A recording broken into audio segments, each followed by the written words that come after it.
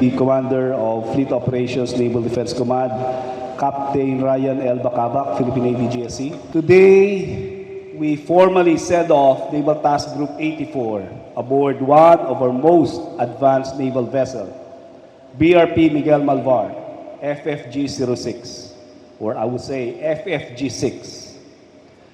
As she sails towards Hawaii to participate in the 30th iteration of the world's largest international maritime warfare exercise. Naval Task Group 84, other officers.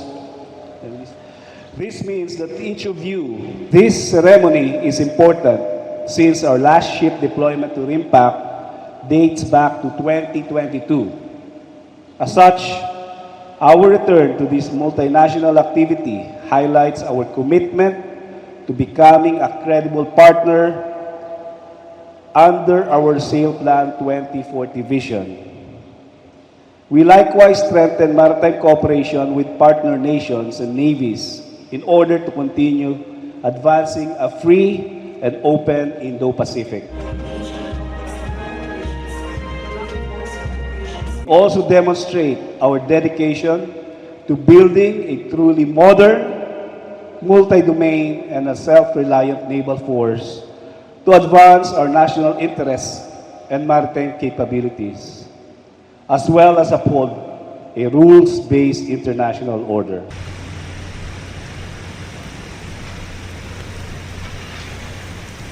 Stability in our waters is born out of the desire to collaborate and synergize efforts at sea, and our participation in this year's RIMPAC is anchored on this intent, to become bridge builders that reinforces partnerships and sustain our Navy's growth.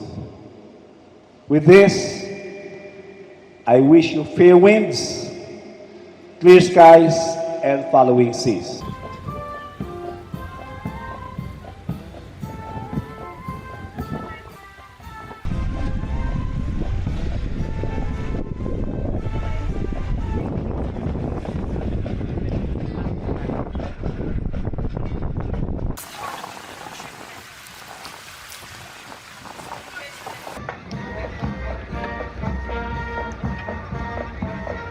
We will also be joined by, for the very first time, by the Philippine Coast Guard. They will be sending their BRP Gregorio Gabriela Silang.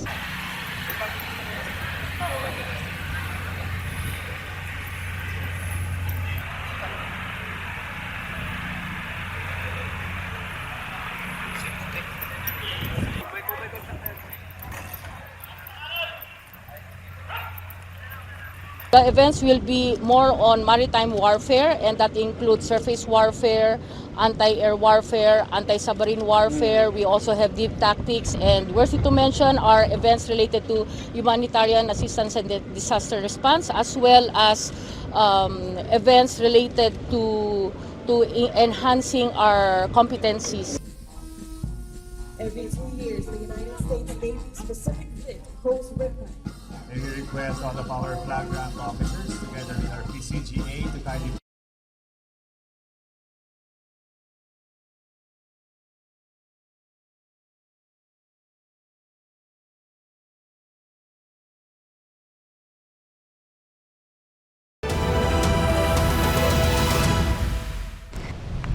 Что, Sarah? You wanted it? Inilah detik-detik rekaman yang diklaim Iran sebagai kegagalan sistem tercanggih pertahanan udara Amerika Serikat. Rudal Patriot bukan hanya gagal mencegat serangan rudal dan drone Iran, namun justru jatuh menghunjam tanah dan meledak. Tuduhan Iran ini sebagai bantahan setelah negeri para mullah tersebut disebut menyerang fasilitas sipil Kuwait. Iran menambahkan pihaknya sama sekali tidak menargetkan fasilitas sipil seperti bandara. Sementara Amerika Serikat juga membantah rudal seharga 62 miliar rupiah ini gagal menghalau serangan Iran dan merusak bandara internasional Kuwait.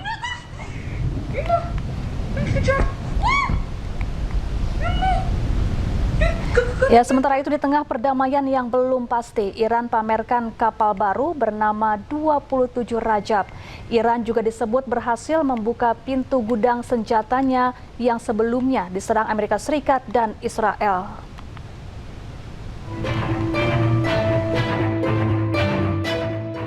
Sebuah video menampilkan fasilitas militer bawah tanah Iran dengan ribuan drone di dalamnya. Menurut laporan, video ini adalah gudang senjata milik Iran yang kembali beroperasi.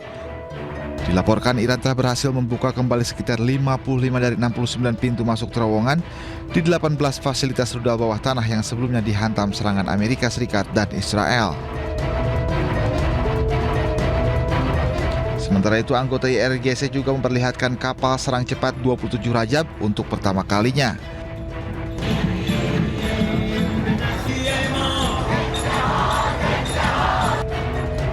Kapal terbaru Iran ini dipamerkan dalam peringatan 90 hari perang dengan AS dan Israel.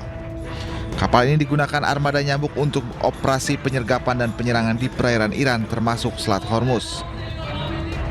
Dikutip dari stasiun televisi Iran Press TV, kapal ini mampu menembakkan 2 rudal jelajah dengan jangkauan 700 km dan mampu beroperasi melalui gelombang tinggi 3 meter. Kapal serang cepat ini dirancang sebagai bagian dari armada taktis berkecepatan tinggi di Teluk Persia, mampu melaju di kecepatan 100 knot atau 185 km per jam, menjadikannya salah satu kapal perang tercepat di kelasnya.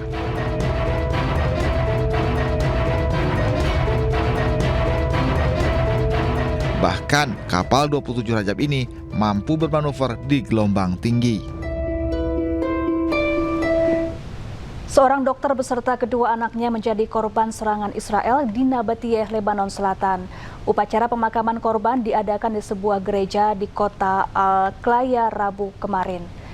Dan pemirsa, jangan lewatkan full matches Indonesia Open 2026 2 hingga 7 Juni mulai pukul 8:50 waktu Indonesia Barat. Dukung perjuangan pebulu tangkis terbaik Indonesia merebut tahta tertinggi, live eksklusif hanya di iNews Premium Sports.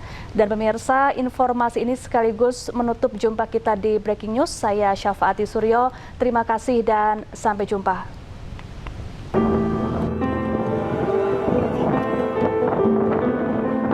Warga Lebanon Selatan mengadakan upacara pemakaman korban serangan Israel di kota Al-Qlaya pada Rabu. Korban merupakan seorang dokter bernama James George Karim beserta kedua anaknya Tony dan Tadosie. Suasana haru mewarnai iring-iringan warga saat membawa 3 peti jenazah ke sebuah gereja untuk disemayamkan. Korban satu keluarga tersebut dilaporkan tewas dalam serangan pesawat tak berawak Israel. Pejabat Lebanon mengumumkan bahwa serangan Israel sejak 2 Maret telah menewaskan hampir 3.500 orang dan menyebabkan lebih dari 1,6 juta orang mengungsi. Tentara pendudukan Israel merusak sebuah gereja di Lebanon Selatan. Aksi tak terpuji itu mereka rekam sendiri.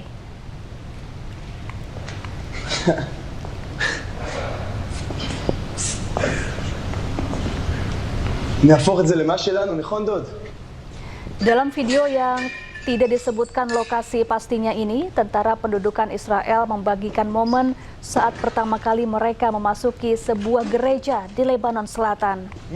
Ruangan yang tadinya rapi kemudian berubah berantakan. Diduga kuat para tentara pendudukan ini merusak sejumlah fasilitas di dalam gereja. Israel sendiri belum memberikan keterangan tentang tindakan tak pantas yang dilakukan militernya ini. Tentara Israel secara terbuka berulang kali menyerang situs suci umat agama lain meski hal ini dilarang dalam hukum humaniter internasional.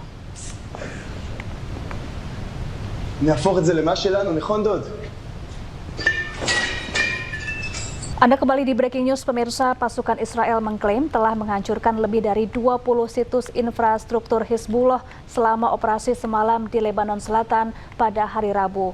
Israel menggunakan 6 ton bahan peledak untuk menghancurkan target tersebut.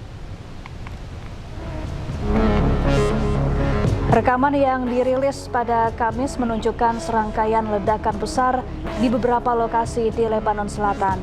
Namun tanggal dan lokasi pasti dari video ini tidak dapat diverifikasi secara independen. Menurut pasukan pertahanan Israel, pasukan cadangan dari Brigade Yiftah ke-679 dan tentara dari Brigade Hashmonaim ikut serta dalam operasi tersebut. Pihak militer mengatakan pasukan menghancurkan beberapa gudang senjata termasuk sebuah gudang yang diduga berisi amunisi dan alat peledak.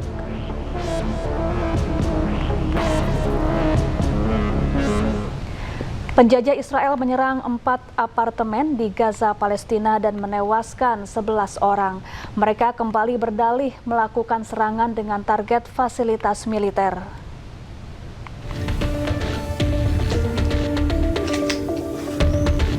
Serangan penjajah Israel di beberapa wilayah di jalur Gaza telah menewaskan 11 orang dan melukai 32 lainnya.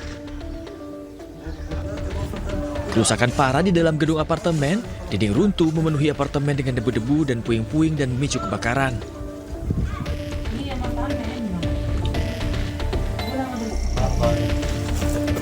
Menurut kantor berita Palestina, serangan Israel di jalur Gaza termasuk serangan terhadap 4 apartemen tempat tinggal di bagian barat dan selatan kota ini. IDF membenarkan serangan ini, tetapi menolak klaim menyerang daerah pemukiman dan tetap berdalih bahwa operasi tersebut menargetkan kompleks militer.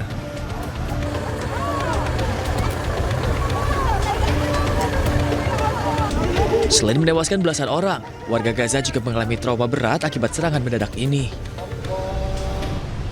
Serangan Israel kembali menghantam kota Gaza Rabu malam waktu setempat. Sedikitnya 9 warga Palestina tewas dan 20 lainnya terluka dalam serangan tersebut.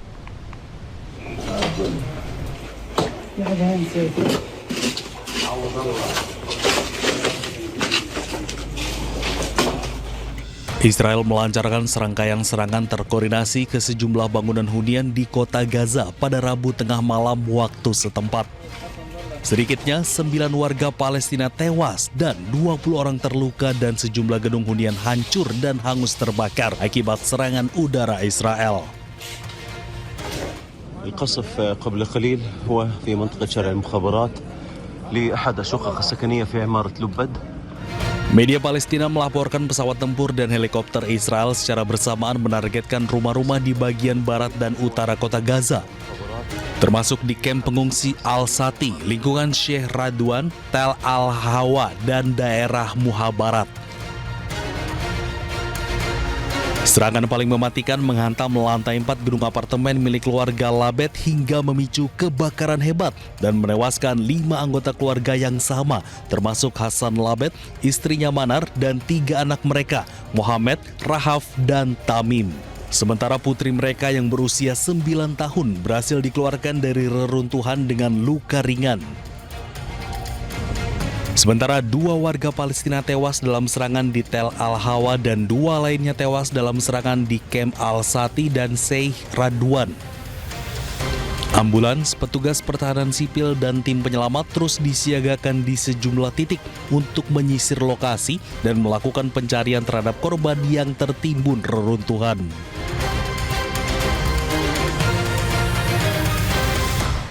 Pasukan Israel membongkar paksa sejumlah tenda milik warga Palestina di Hebron tepi barat. Aparat membongkar dan membawa tenda-tenda tersebut dari lokasi. Pasukan Israel menyita sejumlah tenda milik warga Palestina di Hebron tepi barat.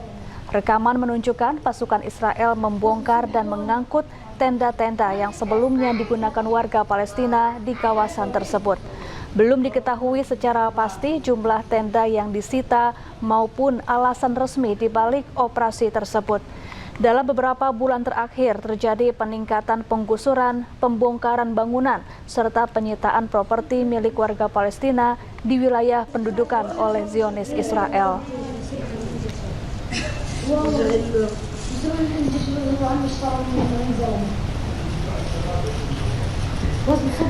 Pasukan Israel menangkap sejumlah pekerja Palestina di dekat kota Tarkumiyah dan Beit Ula di Hebron tepi barat Palestina.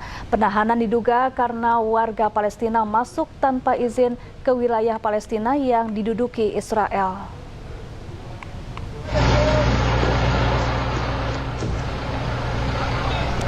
Para pekerja Palestina yang tengah ditahan terlihat berbaris di sebuah area terbuka di tepi barat Palestina. Pasukan Israel berjalan berkeliling mengamankan para tahanan yang belum diketahui nasibnya hingga kini.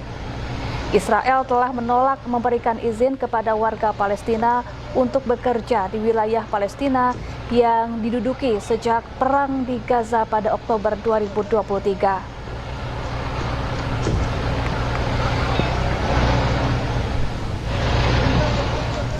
Di tengah serangan tanpa ampun yang digencarkan Israel ke Palestina, anak-anak Gaza hidup serba kekurangan dalam bayang-bayang krisis kelaparan.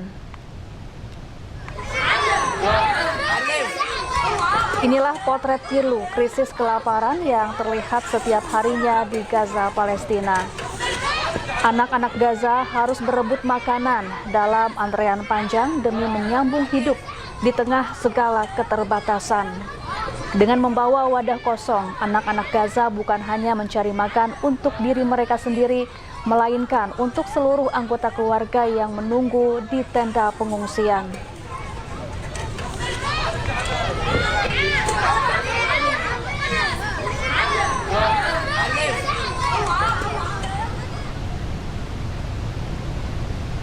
Ya, sementara itu pemirsa, pejuang Hizbullah menyerang tentara Zionis Israel di perbatasan Lebanon Selatan.